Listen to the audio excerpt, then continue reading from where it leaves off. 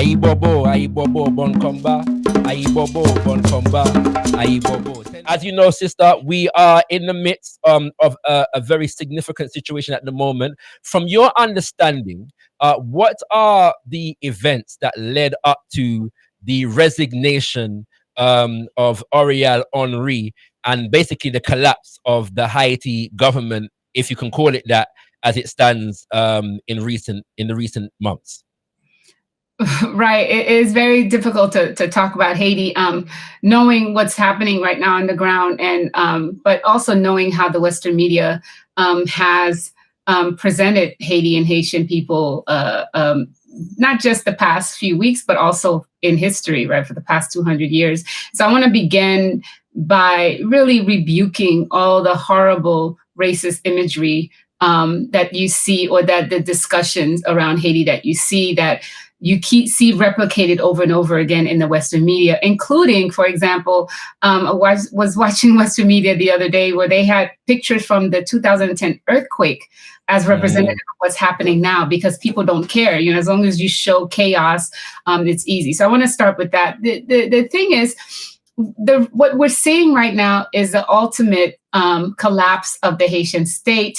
The government of Haiti, where we have absolutely zero elected officials, and even the so-called prime minister that was forced to resign, and he hasn't officially resigned yet. He just said he would resign after, of course, the US, France, and Canada put a presidential council in, which is, of course, is crazy, right? But the reason we're there is because of something that happened 20 years ago, but also that's something that happened in 1990, where we had, after years of a dictatorship, the first democratically elected president of Haiti, where he received 70% of the vote. This is Jean-Bertrand Aristide, the priest, right? And this was the first large mass movement. And the US deposed them in 1991. The CIA was behind the first coup d'etat 9 months into office. And then he was able to come back to Haiti with a US force, by the way, but that's a whole other conversation. And then in 2004, the US led a coup d'etat in Haiti. And this happened because this is how it happened. And you can find this online, where the US deputy ambassador went with US Marines to the president's house, told him and his wife to get in a car. And then they drove them all the way to the airport, put them on an unmarked US plane, and flew them out of the country to the Central African Republic. So just think about that. They took the brother and sent him back to Africa, right? So we have that. And as that is happening, what you have is the ambassador to the US going to the US's, the Supreme Court justice part of, in establishing overnight a brand new government. Now, what people know is how does this happen? Well, the year before, when Aristide was in power, the U.S. had a major embargo against Haiti. It basically stopped all prevent all economic relationship, all aid coming into the country, and created a terrible situation. And Aristide demanded that France pay back its reparations to Haiti, because France had stolen, at this point, it's about almost $30 billion worth of money from Haiti, and Haiti had to pay it back over a year, from 1825 to 1947. The French reacted very strongly, and by 2023, you have a secret meeting, which was released by a Canadian journalist, called the Ottawa Initiative on Haiti, because I want people to look these things up. If you look up Ottawa Initiative on Haiti, there's a secret meeting in Canada. The French, US, and Canadian governments get together and decided that they're going to get rid of this president, right? This democratically elected president. And so then they put in the work. And at the same time, they're arming and training armed military groups, paramilitary groups. They sent them to Ecuador to be trained by US Special Forces. And then this Guy Philippe guy, who was actually part of this, being trained by the US, was sent to the Dominican Republic, given arms.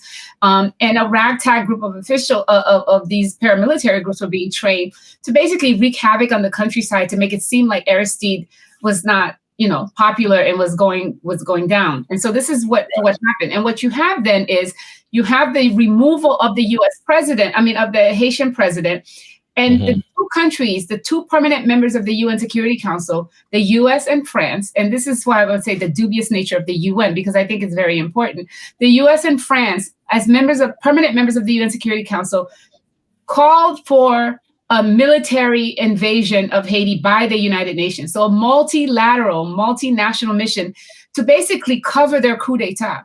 And so you get to have a military occupation, covered by the UN, led by Brazil under Lula. Silva, led by Brazil, where you have this military occupation of Haiti that goes from 2004 to 2017. And with the establishment of the 2004 military occupation, you have the beginning of an occupation of Haiti. Right. And they set up what they call the core group, which is an unelected group of foreign officials that basically make decisions. And that includes France, the US, Canada, Germany, as well as Brazil. That till this day, this group meets separately away from Haitian officials. There are no Haitian people in this group that make the decision. So Haiti has been under occupation by foreigners since 2004. And when after a lot of protests, and I have to say the military occupation of Haiti through the UN so-called peacekeeping forces was a brutal one. They killed thousands of Haitis supporters, thousands of poor people. They dumped their feces in local waters that led to the cholera epidemic. That killed, people say 10,000. More people are saying, it is more like 30,000 people and sickened 1 million people, right? So you think about the spectacular violence that's happening right now in Gaza, and you think about how nobody said a word when these thousands and thousands of Haitian people were dying from cholera that was brought by the UN soldiers to Haiti. And to this day, the UN has never taken it took responsibility, but never paid it took 6 years for them to admit that they did it. And then they've never given reparations for the death of all these thousands of people. The UN also is responsible for rapes and of a bunch of women and children, so much so that just 2 years ago, that Haitian legal team actually took the UN soldiers to court for leaving behind thousands and thousands of babies because they killed so many people. So you have all these fatherless children that have been left behind. So you have that. But one of the key events that people don't know about is 2010 after the earthquake in Haiti, so at this point, Haiti's under occupation. So whatever president that comes in, the U.S. is behind these elections, right? The U.S. controls the Organization of American States. They control all these international institutions. We know this, right? But in 2010, and so first of all, with Aristide in power in 2004, we had 7,000 elected officials throughout the country. Now we have 0. So I have to show you how this happened, because in 2010, what you have is the earthquake in Haiti that kills 220,000 people, right? Which is devastating, which dumps in all these white foreigners, so-called aid workers, humanitarian workers, to go make money off of Haiti, because they raised $13 billion for Haiti. None of it ended up with Haitians, right? So that part. I always say that Western humanitarianism is a jobs program for their white youth, right? Of course. They go and save our people, right? But anyways, what happens towards the end, you have cholera. So the cholera comes in the fall of 2010. And so the U.S. is like, the way that they control Haiti, they're like, you have to have elections. So this president that they didn't like had gotten elected anyway. So they're like, you have to have elections. And everyone's saying, well, how could you have elections when you have 1.5 million people that are displaced, no addresses, people living in tents? The U.S. has to pay for these elections. So they decide to pay for these elections. They use the Organization of American States that supposedly ran the elections. They refuse to allow the biggest political party to run in these elections. So you have elections that are less than 20% of people participating. So you have that part. But then the other part is, in the first round that goes through, the U.S.'s favorite candidate that they handpick and put in there did not make the first round. Hillary Clinton flies to Haiti and threatened the sitting president and the Haitian Election Council she threatened the sitting president that the same thing would happen to him that happened to Jean-Bertrand Aristide that was flown out, and the Electoral Council, if they do not change the election results. So Hillary Clinton forced these Haitian groups, to change the election result. And it was so controversial that even the Haitian Electoral Council refused to sign off on the second round of the elections. So this is where they brought their puppet, Michel Martelly, their favorite person, into power. AKA Sweet Mickey. Sweet Mickey, who did not make the first round of the elections, right? So he posed on us, and this is the creation of this, PHTK party, the bald head party, because he's bald head, whatever, right? So with Sweet Mickey, then you have the beginning of the end of the Haitian structures, state government structure, because he refused to run elections, and there's so much corruption, stealing of money, there's tons of protests, refused to run elections.